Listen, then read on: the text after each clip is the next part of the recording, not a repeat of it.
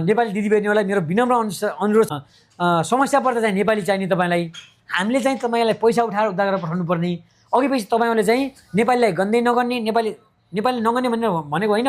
तपाईँ नेपालीको सँगलाई भेट्नुहोस्, दाजुभाइको नाता लगाउनुहोस्, दाजुभाइको एउटा सम्बन्ध स्थापित गर्नुहोस्।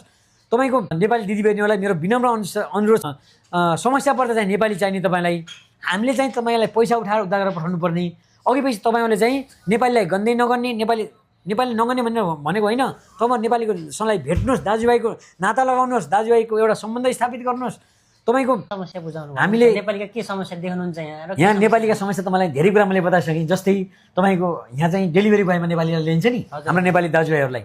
डेलिभरी बोयलाई अहिले नेपाली एम्बेसीले हाम्रै कारणले भिजा बन्द गरेको छ। हेर्नुहोस्, हामीले यो माग धेरैचोटि उठायौँ कि नेपाली दाजुभाइको पीडा तपाईँ हेर्नुहुन्छ भने तपाईँबाट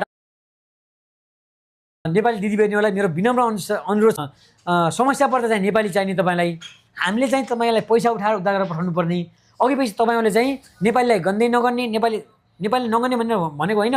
तपाईँ नेपालीको सँगलाई भेट्नुहोस्, दाजुभाइको नाता लगाउनुहोस्, दाजुभाइको एउटा सम्बन्ध स्थापित गर्नुहोस्।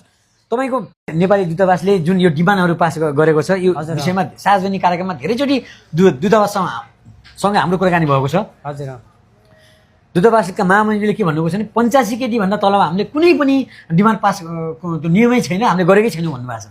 अनि 85 KD भन्दा केडीमा दुःख उद्धार गर्ने होइन गरे भन्ने एउटा नाम कमाउनेहरूले पनि यहाँ कुवेतको नियमले दिँदैन भन्छ नि, कुरा सही हो होइन? कुवेतको नियमले त तपाईँको हामी सबै पनि यहाँ लिगल होइन। हेर्नुहोस्, हामी लिगल के हो, कम्पनीको अथोराइजेसन पाएको एउटा लेबर हो। हामी तपाईँ पनि त्यही हो, म पनि त्यही हो। हामी काम गर्न आएको काम गर्ने हो। बाँकी रहेको समयमा हाम्रा नेपाली दाजुभाइ दिदीबहिनीले पाएको युवराज गरीले जस्तो प्रश्न कुनै पनि राजनीति भाजी सङ्घका साथीहरूले बोल्न सक्नुहुन्न। किन सक्नुहुन्न? मैले यस्तो कुरा प्रश्न रूपमा राख्न सक्नु पऱ्यो नि। तपाईँको चाहिँ डेभलपमेन्टिक कुरा गऱ्यो भने के हुन्छ, मान्छे दहीचिउरी कुरा गरेर अगाडि बढ्न सकिँदैन। चित्र नबुझेको कुरा मिडियाको लागि बोल्नुहोस्, शर्मीको लागि बोल्नुहोस्, एमबिसीको लागि बोल्नुहोस्, तर आफूलाई मन परेन भन्नेमा चाहिँ सब होइन। तपाईँले भन्नुहोस् कि जो कि यस्ता जुन खातामाला लाएर हिँड्ने समाजसेवा गरेको नाममा चाहिँ खातामाला मात्रै लाएर बस्ने त्यस्ता व्यक्तिहरू छन् त तपाईँले यस्ता नाम दिन सक्नुहुन्छ कसैको कुवेतमा?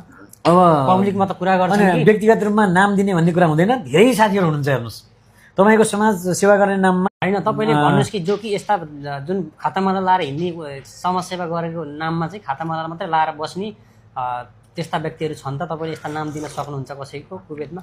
अब पब्लिकमा त कुरा गर्छ, व्यक्तिगत रूपमा नाम दिने भन्ने कुरा हुँदैन। धेरै साथीहरू हुनुहुन्छ। हेर्नुहोस्, तपाईँको समाज सेवा गर्ने नाममा नेपाली दिदीबहिनीहरूलाई घरमै बस्छ, तिमीहरू काम छैन, काम भयो भने मात्रै दिन्छौ भने 3 महिनासम्म 4 महिनासम्म एउटा नेपालीले 75 KDमा कुवेतमा आएर सेलेरी पाउँदैन भने तपाईँको मनले मान्छ? त्यसले के खाने? त्यसको बच्चाले के खाने? त्यसको परिवारले के खाने? इभन म तपाईँको 75 नखाला 100 खाला, ल मेरो